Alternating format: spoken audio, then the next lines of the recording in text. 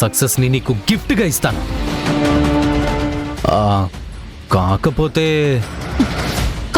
ఏంట్రా? నీ సపోర్ట్ నాకు కావాలి మమ్మీ. నా సపోర్ట్ ఆల్వేస్ నీ వెంటే ఉంటుందిరా. చెప్పు, నువ్వేం చేయమంటే అది చేస్తాను. ఎలాంటి రిస్క్ అయినా ఫేస్ చేస్తాను. రిస్క్ ఏం లేదు మమ్మీ. రేపు నువ్వు ఎక్కడికి వెళ్లకుండా ఇంట్లోనే ఉంటావు. వాచ్ డాగ్ లాగా ఇంట్లో వాళ్ళందరినీ ప్రతి క్షణం కనిపెడుతూ ఉంటావు. నా ప్లాన్లో పార్టిసిపేట్ అయ్యి నాకు సపోర్ట్గా నిలబడు చాలు. డెఫినెట్ గారా. నేను నిన్ను సపోర్ట్ చేయకపోతే ఇంకెవరిని సపోర్ట్ చేస్తాను? పైగా మన కోసం కష్టపడుతున్నావు. నేను సాయం చేయకపోతే ఇంకెవరు చేస్తారా? Thanks mummy, thank you so much. రే, నీకు నాకు మధ్య థ్యాంక్స్ ఏంట్రా? నా కోసం నువ్వు, నీ కోసం నేను, మన కోసం మనం. ఎలాంటి క్రైమ్ అయినా చేయటానికి స్టెప్ వెనక్కి వెయ్యను. ఓకేనా? Done mummy.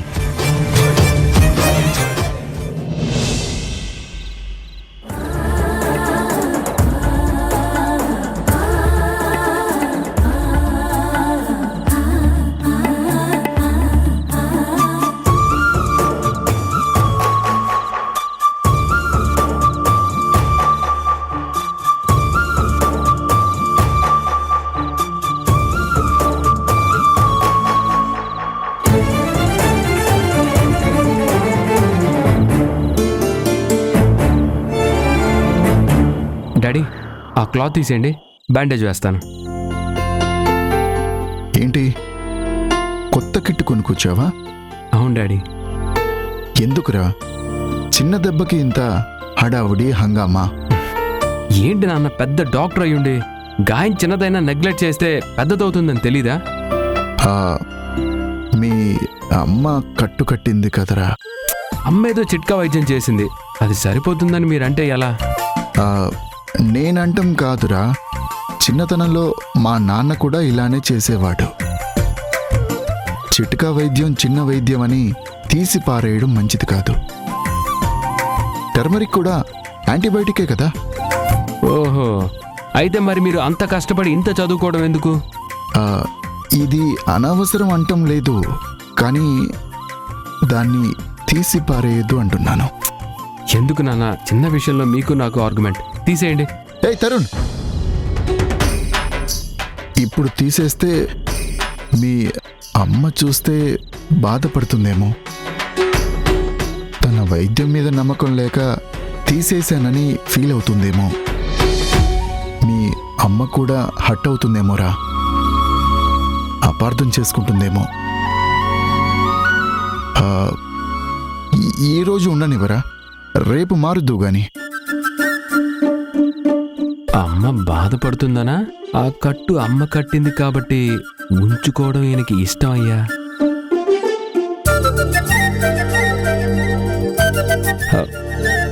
ఓకే, మీరు చెప్పింది కూడా బానే ఉంది. సరే, రేపే మార్చుకోండి. Good night.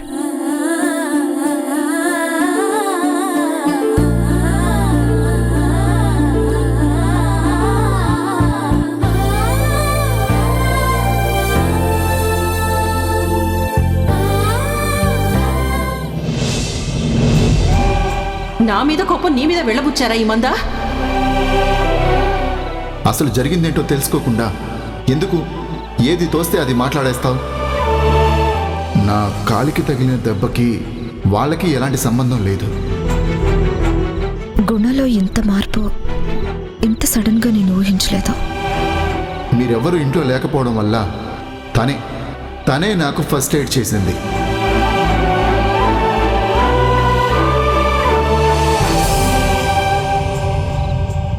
నాకు తెలియకుండానే నేను ఈ మధ్య గుణ గురించి ఎందుకు ఇలా ఆలోచిస్తున్నాను? నా ఆలోచనలో తేడా వచ్చిందా? అతనిలో మార్పు వచ్చిందా? నా ఫ్యూచర్ ఏంటి? భగవంతుడా, నన్ను ఎందుకయ్యా ఇలా సందిగ్ధంలో ఉంచుతున్నావు? మళ్ళీ నా జీవితాన్ని ఏ మలుపు తిప్పబోతున్నావు? ఒక్కసారి అంగీకరించడం వల్లే ఇన్ని ట్రబుల్స్ ఫేస్ చేశాను. ఇప్పటికీ చాలా మలుపులు తిప్పావు. తట్టుకుని జీవితాన్ని నెట్టుకొస్తున్నాను. మళ్ళీ కొత్త టర్న్ ఇచ్చి నా బ్రతుకు, నా పిల్లల బ్రతుకు సందిగ్ధంలో పడేయద్దు.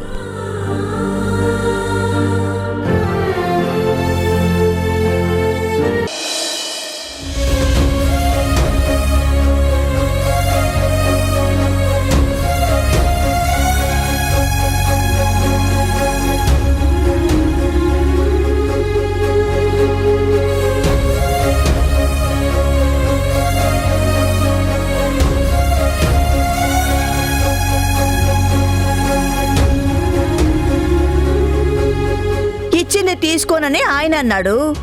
నాకు అవసరం లేదని నువ్వన్నావు. నాకు వంటగదిలో గిన్నెలు దించడానికి మసిగుడ్డలాగైనా ఉపయోగపడుతుందిలే. మీరు వద్దనుకునే దాన్ని నేనైనా వాడకంలో పెడతానే. అమ్మా, ఇది మనది కాదు. దీన్ని తీసుకునే హక్కు గాని నీ ఇష్టానికి వాడుకునే అవకాశం గాని నీకు లేదు. వాళ్ళ పర్మిషన్ లేకుండా దీన్ని నువ్వు యూటిలైజ్ చేయకూడదు. ఏం చెప్తున్నావే? మనసులో ఒకటి పైకొకటి. అది నేను దాచుకుంటాను అనొచ్చు కదా. ఎంత పైకి ఇష్టం లేనట్టుగా ఉన్నా మనసులో గుణ అంటే నీకెంత ఇష్టమో నాకు తెలిసే.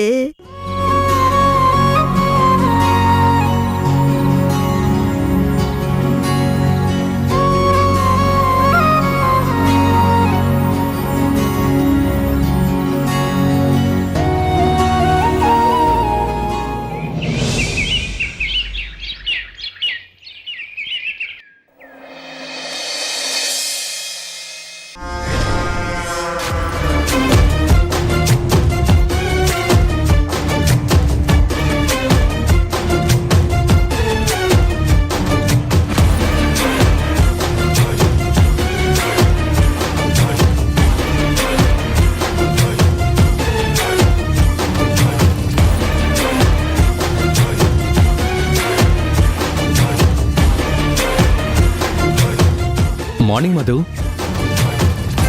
ఈరోజు హాలిడే కదా, ఎనీ ఎంజాయ్మెంట్ రిక్రియేషన్ ప్లాన్?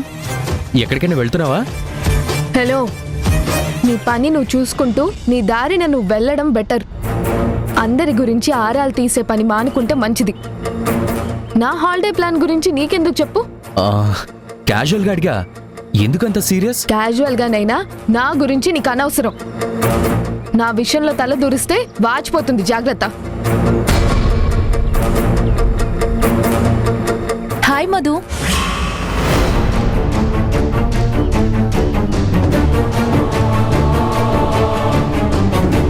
వీళ్ళెందుకు వచ్చారు ఇప్పుడు?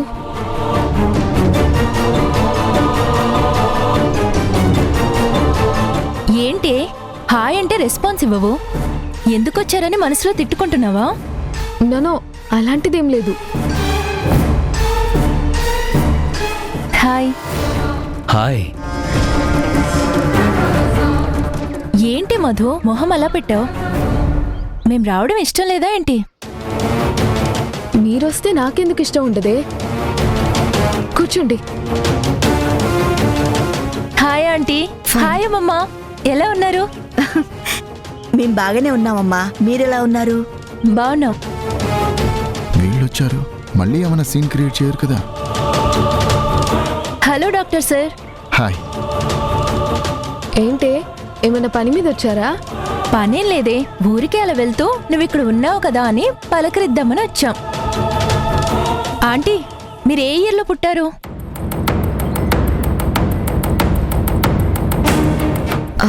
ఇప్పుడు నా ఇయర్ ఆఫ్ బర్త్ ఎందుకు? Generation gap. ఆ కాలంలో లాగానే ఈ కాలంలో ఉండాలని రూల్ ఏం లేదు కదా. అప్పటికి ఇప్పటికీ స్పీడ్ పెరిగింది, యూత్ థాట్స్ కూడా మారాయి.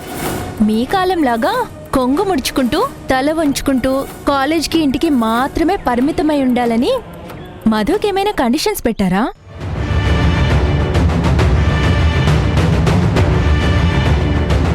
నువ్వంత సీరియస్గా చూడాల్సిన పనేం లేదే. నేను మీ మమ్మీతో మాట్లాడుతున్నాను.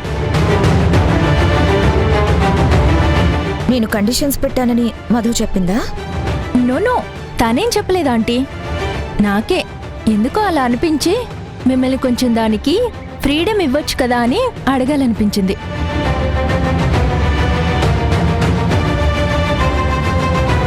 అది కండిషన్స్ పెట్టిందని నీకెందుకు అనిపించింది? ఏం లేదమ్మమ్మా, ఈరోజు మా క్లాస్మేట్స్ అందరికీ నేను చిన్న పార్టీ అరేంజ్ చేశాను. మధుని రమ్మని చాలా రిక్వెస్ట్ చేశాను. తనేమో రాలేను, నాకు ఇష్టం లేదు అంది. దాని మాటల్ని బట్టి మీరు రానివ్వరేమో అని నాకు అనిపించింది. అందుకే అలా ఫ్రెండ్స్ దగ్గరికి వెళ్తూ మిమ్మల్ని కూడా ఓ మాట అడిగి మధుని పంపిస్తే బాగుంటుంది అని చెప్దామని వచ్చాను. చూడు, నేను ఎలాంటి కండిషన్స్ పెట్టలేదు, కానీ ఈ పార్టీస్ అలాంటివన్నీ మాకు పెద్దగా అలవాట్లేదు. కాలం పరిగెడుతుందని పరిగెత్తి బోర్లా పడ్డం కన్నా నిదానంగా నింపాదిగా మనకిష్టమైనవి చేస్తూ సాటిస్ఫై అవుతూ బ్రతకడం, దానికే నాకు నచ్చుతుంది.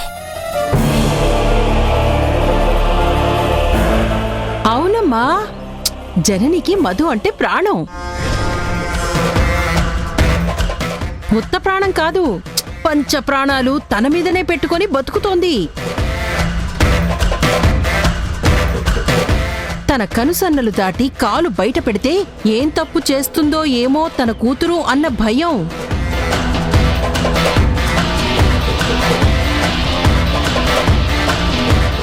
అస్తవ్యస్తమైన జీవితం కదా, ఆ మాత్రం ఆందోళన సహజంలే. మంచి చెడు తెలియని వయసు, అన్యం పుణ్యం ఎరుగని అమాయకురాలు. పొరపాటున తప్పటడుగు వేస్తే తలొంచుకొని బతకడం కష్టం కదా. పాపం బాధలు అనుభవించిన బతుకు. ఆంక్షలు పెట్టకపోవచ్చు, కానీ ఆలోచనలు నూరిపోసి ఉండొచ్చు కదా. పిల్ల బాగు కోరడం తప్పు కాదు కదా. చూడు శక్తి, అది అక్క, ఇప్పుడు ఆ విషయాలన్నీ వీళ్ళ ముందు ప్రస్తావించడం అవసరమా? భయం, ఆందోళన, నష్టపోయింది, కష్టాలు అనుభవించింది అని చెప్పే సందర్భమా ఇది? అయిన దానికి కాని దానికి నువ్వెందుకు నోరు పారేసుకుంటావు? అయినా వాళ్ళ విషయంలో నువ్వు తలదూర్చడం ఎందుకు? వాళ్ళు నిన్నేమన్నా అడిగారా? అయ్యో, నేనేం తప్పు మాట అన్నాన్రా? ఆడపిల్ల కదా, ఏదైనా పొరపాటు జరిగితే బాధపడాల్సింది తల్లిగా తనే కదా. అందుకే కంట్రోల్గా పెంచుతుంది అని చెప్పా. అదే, నువ్వంత వివరంగా విడమర్చి చెప్పాల్సిన పనేం లేదు.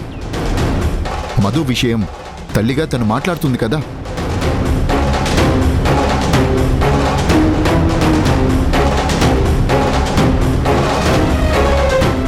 అయ్యో, ఇదేంటండి? నేనొచ్చిన ప్రతిసారి గొడవయ్యేలా ఉంది. మధు రాకపోతే మనసుకి బాధ అనిపిస్తుంది. అందుకే అడుగుదామని వచ్చాను. మిమ్మల్ని కూడా దాన్ని పంపించమని అడుగుదాము అనుకుంటే మీరేమో దాని ఫాదర్ కాదు.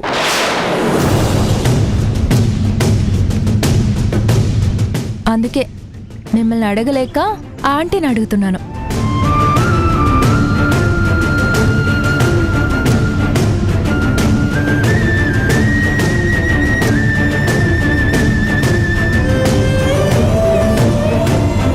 చూడమ్మా, నా ప్రస్తావన, మా రిలేషన్ ప్రస్తావన నీకు అనవసరం.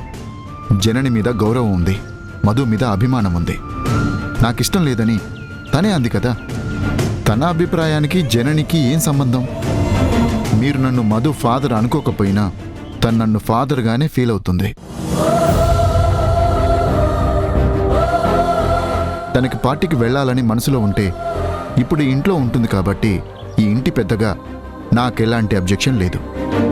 పార్టీకి పంపడం పంపకపోవడం అనేది తల్లిగా జనని అభిప్రాయం మీద ఆధారపడి ఉంటుంది. అంటే అబ్జెక్షన్ ఆంటీకి ఉందంటారా? నువ్వు మళ్ళీ తప్పుగా మాట్లాడుతున్నావు. అబ్జెక్షన్ ఉందని నేనంటం లేదు. ఆడపిల్ల బాగోగుల గురించి అమ్మ ఆలోచించినంతగా ఎవ్వరూ ఆలోచించలేరు. మధుకు వెళ్ళాలని మనసులో ఉంటే తను కూడా కాదందనే నేను అనుకుంటున్నాను.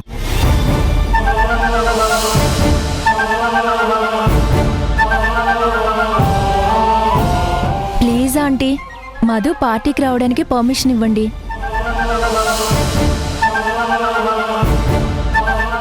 మధు వెళ్ళాలనుకుంటే తను వెళ్ళొచ్చు. నేనేం రెస్ట్రిక్షన్స్ పెట్టలేదు. కానీ వన్ కండిషన్. అదేంటి, రిస్ట్రిక్షన్ లేదంటూనే కండిషన్ అంటున్నారు? ఆలస్యమైతే కన్నతల్లిగా నేను టెన్షన్ పడతాను. అందుకే పార్టీకి వెళ్ళినా టైం మించకుండా వచ్చేయాలి. పార్టీలో డీసెంట్గా బిహేవ్ చేయాలి. జాగ్రత్తగా వెళ్ళాలి, జాగ్రత్తగా ఉండాలి, జాగ్రత్తగా రావాలి. ఇంకే మధు, ఆంటీ ఓకే అంది. డాక్టర్ గారు నో అబ్జెక్షన్ అన్నారు. పేరెంట్స్ పర్మిషన్ వచ్చినట్టే కదా. చాలా థ్యాంక్స్ ఆంటీ. మధు, ఇప్పుడు చెప్పు, వస్తున్నావు కదా? మీరు ఊరికి రాలేదే. కాలేజ్లో నేను రానన్నానని ఇంటికొచ్చి మా అమ్మని ఒప్పించి తీసుకెళ్ళడానికి వచ్చారు. నువ్వు రాకపోతే నిండుగా ఉండదే. మేం హ్యాపీగా ఉండలేం. అందుకే. సరే, వస్తాను.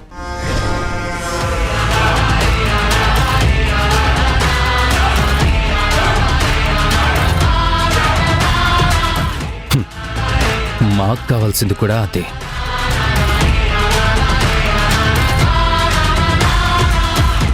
నువ్వు వెళ్ళడమే ముఖ్యం.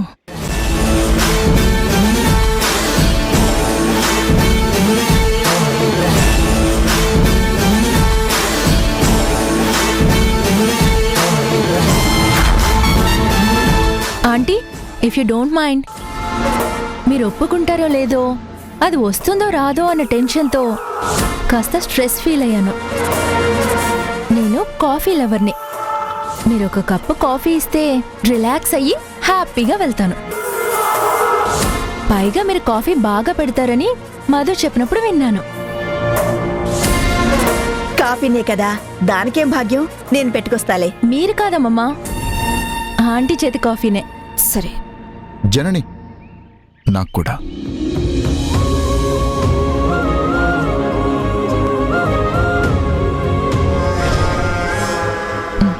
కూర్చోండి, 2 నిమిషాల్లో అందరికీ తెచ్చిస్తాను.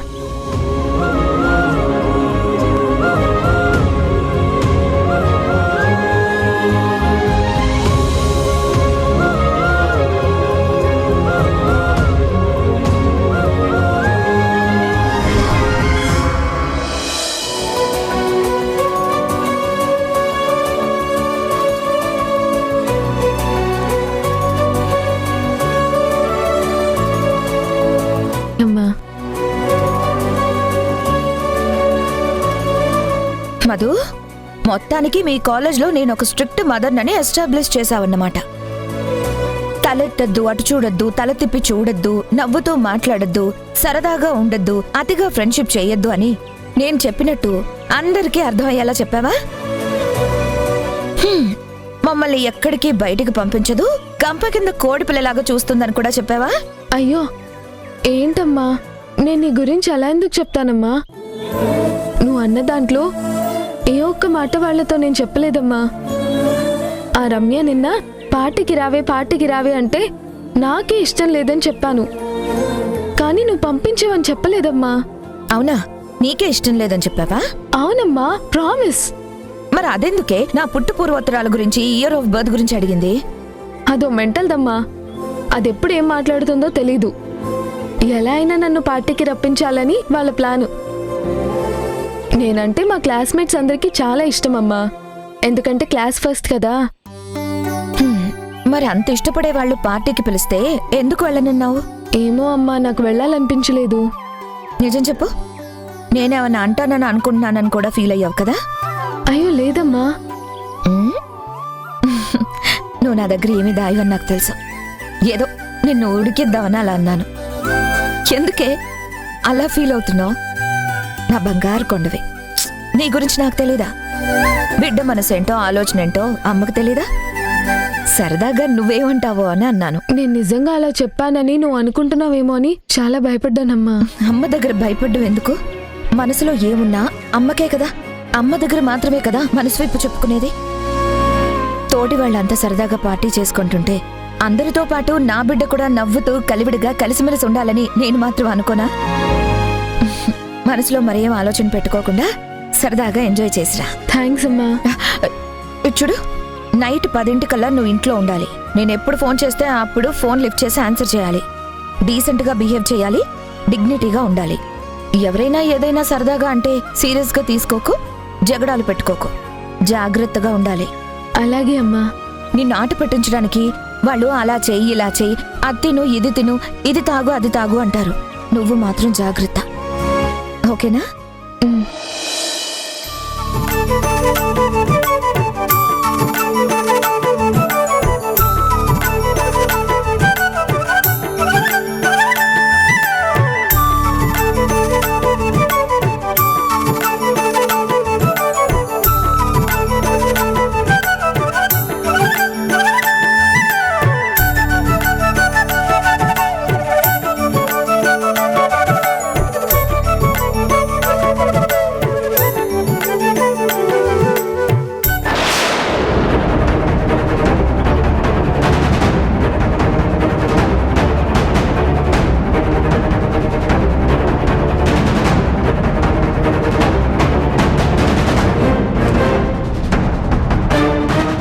వీళ్ళిద్దరూ మాట్లాడుకుంటున్నారేంటి? వీళ్ళిద్దరి మధ్య ఇంత ఫ్రెండ్షిప్ ఎప్పుడు ఏర్పడింది? అది వాడు దీన్ని చూడ్డం ఇది సెకండ్ టైమే కదా. ఏదో సీరియస్గా మాట్లాడుకుంటున్నట్టున్నారు. మొత్తానికి దాన్ని రప్పిస్తున్నావు. రాదేమో అనుకుని చాలా అప్సెట్ అయ్యాను. ప్లాన్ ఇచ్చింది నువ్వే కదా. ఆ ప్లాన్ నేనిచ్చినా కూడా పర్ఫెక్ట్ గా దాన్ని ఇంప్లిమెంట్ చేసింది నువ్వే కదా. ఈ క్రెడిట్ నీకే. నేనేం క్రెడిట్ కోసం చేయలేదు, మనిద్దరి బెనిఫిట్ కోసం చేశాను.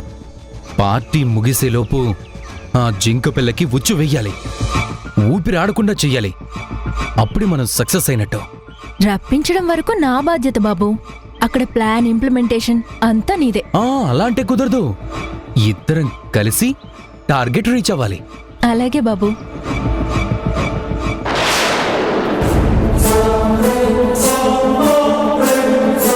మధు మనల్ని చూస్తుంది.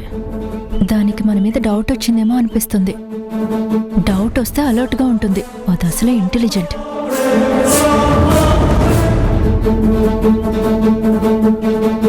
నువ్వేం టెన్షన్ పడకో. నెక్స్ట్ సీన్లో నేను చెప్పినట్టు చేయి. దానికి డౌట్ క్రియేట్ అయిన వెంటనే వానిష్ అయిపోతుంది. ఏంటి నెక్స్ట్ ఏం చేయాలి?